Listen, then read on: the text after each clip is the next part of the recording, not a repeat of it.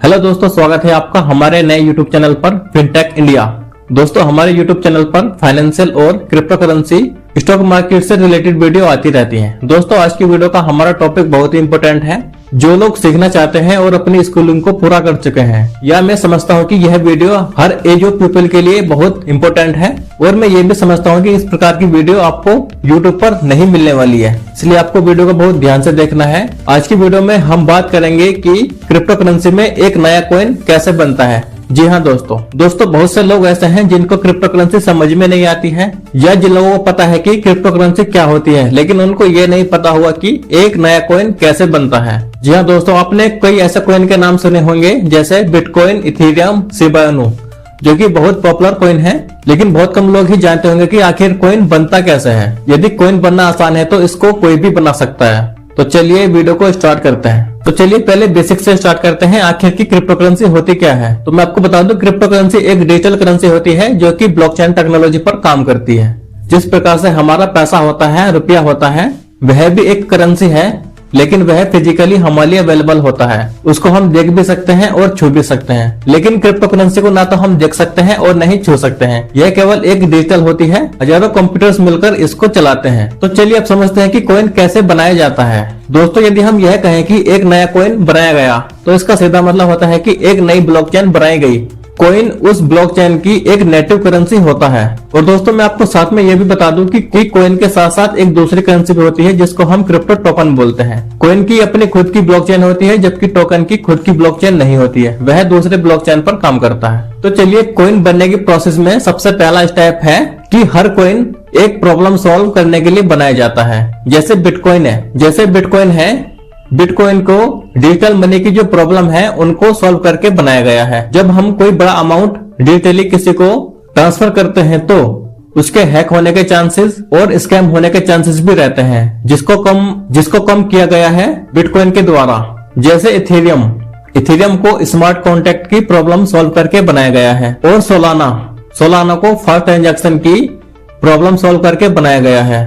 अगर कोई कॉइन बिना आइडिया के बनाया जाएगा तो वह डेफिनेटली ही फेल होगा।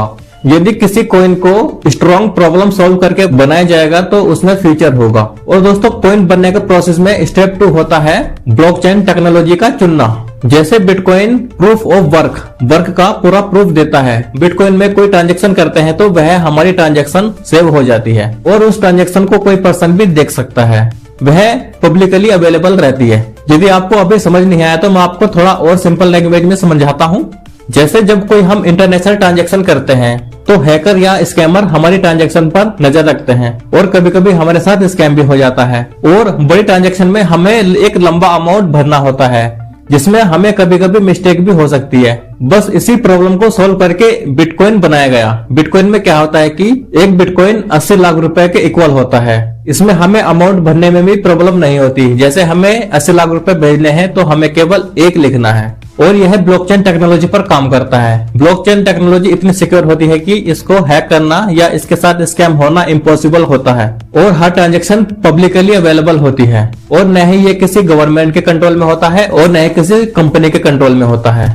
जैसे आपने देखा होगा कि बहुत बड़े पॉलिटिशियन बहुत सारे पैसा का स्कैम कर लेते हैं। वे पैसों को छुपाकर अपने घर में हैं। हालांकि उन पर रेड भी हो जाती है, लेकिन बहुत कम लोग ही सामने आते हैं। अधिकांश पैसों की चोरी हो जाती है। बस इसी प्रॉब्लम को दूर करने के लिए बिटकॉइन बनाया गया है। इसीलिए कई देशों की गवर्नमेंट इसको अभी एक्सेप्ट नहीं कर रही है।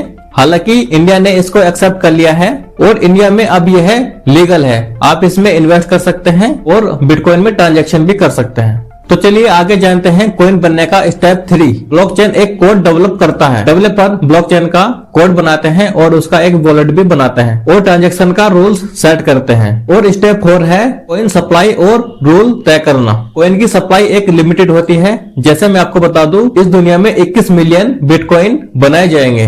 दोस्तों, हर कॉइन की सप्लाई एक लिमिटेड होती है, क्योंकि एक सिंपल फंडा है, limited supply equal to limited use.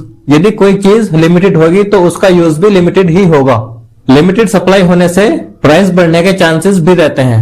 और दोस्तों, इसके बाद एक स्टेप आता है लास्ट, वह है कॉइन लॉन्च। जब हमारी प्रॉब्लम सॉल्व हो जाती है तो उसके बाद उसको लॉन्च कर दिया जाता है, और यहीं से एक कॉइन का जन्म हो जाता है। और इसके बाद इसको एक्सचेंज पर लिस्ट कर दिया जाता है और फिर इसके बाद हम इसमें ट्रांजैक्शन कर सकते हैं और इसमें इन्वेस्ट भी कर सकते हैं। तो चलिए हम साथ में ये भी जान लेते हैं कि टोकन कैसे बनते हैं। दोस्तों मैं आपको बता दूं, टोकन बनना कॉइन से बहुत आसान होता है, क्योंकि टोकन बनाने के लिए कोई ब्लॉकचेन नहीं चाहिए, ये किसी दूसरे की ब्लॉकचेन पर ही लिस्ट हो जाता है।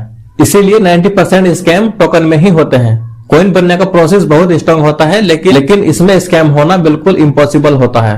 आइए दोस्तों, आप जान चुके होंगे कि एक नया कॉइन कैसे बनता है और वह कैसे लॉन्च होता है। दोस्तों यदि आपको कोई चीज समझ नहीं आती है तो आप वीडियो को बार बार रिपीटेबल देख सकते हैं, क्योंकि बार बार देखने से हमें कुछ न कुछ पॉइंट बार बार समझ में आते हैं। दोस्तों यह वीडियो आपके लिए बहुत ही इंपॉर्टेंट है। यदि आप यह वीडियो को समझ जाते हैं तो आप क्रिप्टो करेंसी का पूरा खेल समझ जाएंगे। यह वीडियो देखने के बाद बस आपको कॉइन की रिसर्च करनी होगी कि वह कॉइन किस प्रॉब्लम पर बना हुआ है। और हाँ दोस्तों, मैं आपसे एक छोटी सी रिक्वेस्ट करना चाहता हूँ कि मुझे वीडियो बनाने में बहुत मेहनत लगती है। यदि आप वीडियो को देखते हैं तो आप चैनल को लाइक और सब्सक्राइब जरूर से करें।